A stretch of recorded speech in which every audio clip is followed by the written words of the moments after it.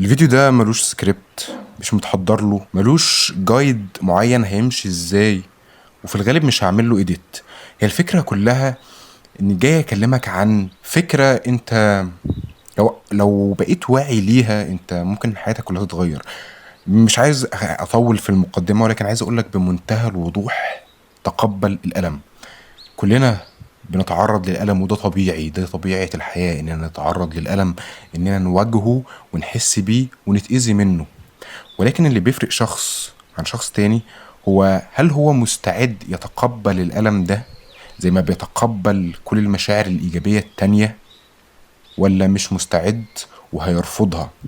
اللي بيفرق شخص من شخص تاني هو تقبلك للألم ده كأي شعور تاني، إنك تجرده من وقعه عليك، وإنك تبصله بنظرة فيها حيادية.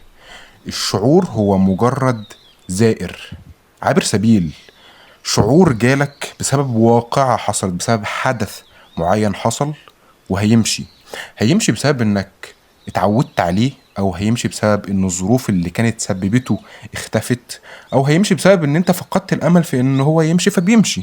انا هنا بكلمك عن ألم الفقد، ألم الرفض، ألم ان توقعاتك تخيب، تبقى حاطط توقعات معينة لحاجة انت عايز تعملها، او حاجة معينة هتحصل لك، او حاجة معينة حد هيعملها لك وده ما يحصلش.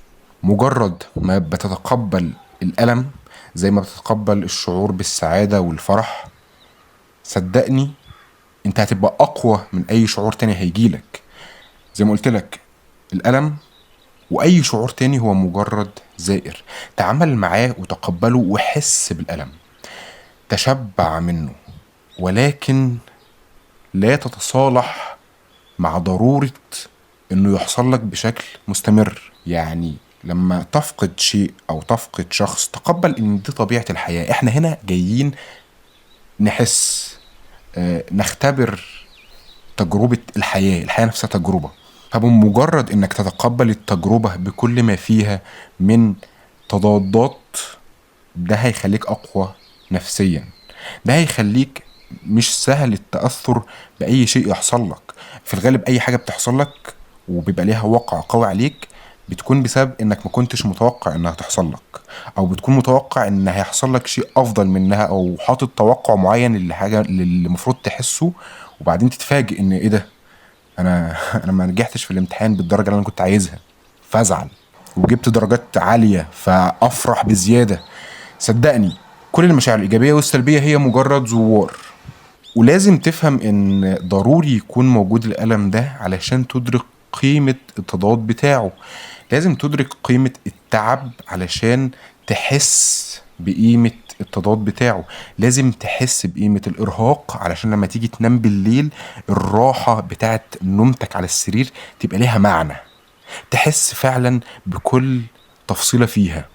تحس بجسمك وهو على السرير وانت ممتن انك عندك سرير وعندك بيت ترتاح فيه. تقبل الألم وخليك ممتن لوجوده علشان حاجتين. عشان أول حاجة، ممكن ما يكونش ليك يد في الشعور اللي جالك ده، فانت هتعمل ايه غير انك تتقبل وترضى وتحمد ربنا ان الحمد لله في السراء والضراء. الحمد لله ان انا في الوضع ده دلوقتي، والحمد لله في اني هكون في وضع احسن. والوضع الاحسن ده طبيعي هيجي طالما انت حسيت بالألم. فصدقني هتحس بالتضاد بتاعه. مش عايز اطول، ومش ممكن ما يبقاش عندي التوليفة بتاعت الكلام اللي اقوله ويحفزك انك تتقبل ده وان الفكرة توصل لك، ولكن الألم هو جزء ضروري من الحياة. بدونه صدقني أي شعور تاني إيجابي أنت منتظره مش هيكون ليه معنى. الفشل مثلا، او السقوط، او انك ما توصلش او ما تحققش الحاجه اللي انت عايزها، ده ضروري علشان لما توصل تحس بقيمه الحاجه دي وتفرح فعلا. تخيل نفسك دايما مبسوط، تخيل نفسك دايما كل شيء انت متوقعه بيحصل. فين المتعه في الموضوع؟ فين التجربه اللي انت عشتها؟ التجربه اساسها انك بتجرب، وبيقع عليك نتائج انت متوقعها وغير متوقعها، على هواك ومش على هواك. الحياة مزيج من تضادات زي النور والضلمة. قيمة النور بتعرفها لما بتخش في الضلمة. قيمة الراحة بتعرفها لما بتنهك وبترهق. بص للمشاعر اللي احنا بنسميها مشاعر سلبية بنفس النظرة اللي انت بتبصها للمشاعر الإيجابية. الألم ده جزء ضروري بيكون هويتك، بيكون نظرتك للحياة، وبيخليك شخص ناضج بجد. تقبل الألم علشان تكون أقوى منه. تقبل الألم علشان بعد كده ما تحطش توقعات وتعيش اللحظة. وده هنتكلم عليه بعدين في فيديو تاني، ازاي تعيش اللحظة فعلا، تبقى في الحاضر، لأن الماضي والمستقبل هي أوهام في عقلك. تقبل كل شيء بيحصل لك بصدر رحب، مش متقبله وانت جازز على اسنانك ومتضايق ويلا الحمد لله هتعدي، لا. الحمد لله على الألم، الحمد لله ان انا تعبان، الحمد لله اني مش معايا النهارده، علشان لما يكون معايا بكره ابقى مدرك للقيمه اللي في ايدي دي.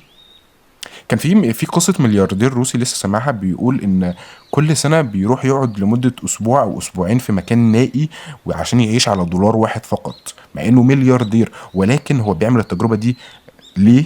لما سالوه قال علشان لما ارجع لحياتي الطبيعيه اللي فيها بذخ وفيها صرف واسراف، ابقى مدرك لقيمه الحياه دي، ممتن ليها، مش متعود عليها. هو ممكن يكون في وضع هو خلاص وصل لمرحلة ان هو المشاعر السلبية دي او الاحتياج ده اللي ناس كتير بتعاني منه، هو ما بيكونش بيتعرض له، فبيحط نفسه فيه بقصد علشان يدرك التضاد بتاعه اللي هو متعود عليه. فانت كل ما تلاقي نفسك متعود على راحه، اخرج بره الراحه دي واذي نفسك. مش تاذي نفسك بشكل سلبي انك بتكره نفسك، اذي نفسك بمعنى انك بتحط ضغط على نفسك علشان تدرك قيمه الراحه، البراح اللي عندك، عشان تدرك قيمه الناس اللي حواليك، عشان تدرك قيمه صحتك، تدرك قيمه عقلك، تدرك قيمه بيتك.